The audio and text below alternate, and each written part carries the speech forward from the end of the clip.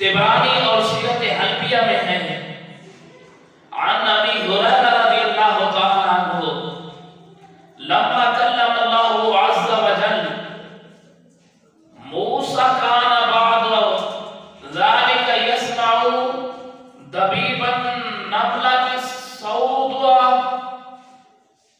في الليلة الظلماء على الصفاء من مسيرة 10 فراسخ۔ حضرت ابو ہریرہ رضی اللہ تعالیٰ عنہ روایت فرماتے ہیں کہ جب اللہ تبارک و تعالیٰ نے حضرت